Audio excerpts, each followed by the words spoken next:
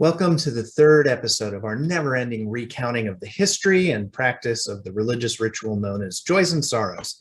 And I'm not doing that whole shtick about its various names today, too much to cover. So let's find out more about why Joys and Sorrows is an important ritual in both UU and UCC spaces on today's episode of 3 Minutes in UU and UCC History.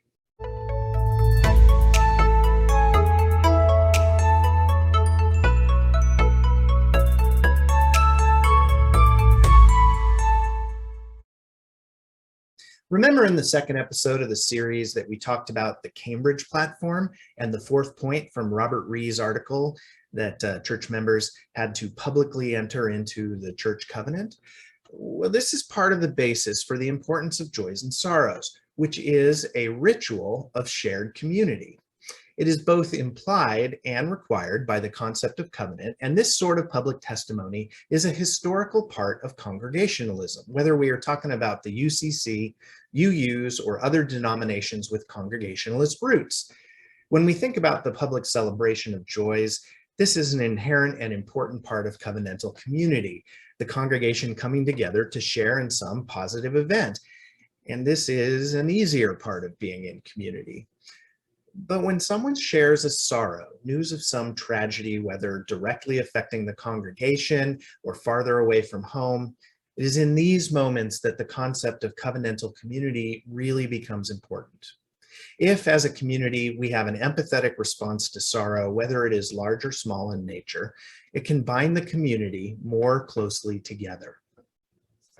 As we help each other heal through empathy and caring, it is much like the ritual of dropping a stone in a bowl of water. We learn what affects one of us affects all of us, the rippling of each experience stretching across the community. The waves of kindness and empathy reflecting off the sides of the bowl, crossing over each other, just as our individual experiences intertwine with those around us.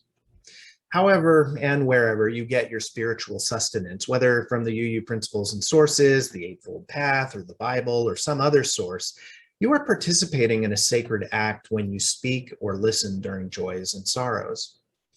And we invite you to do so with the whole of your heart as part of living into your faith and living in community with others who have chosen to do so as well.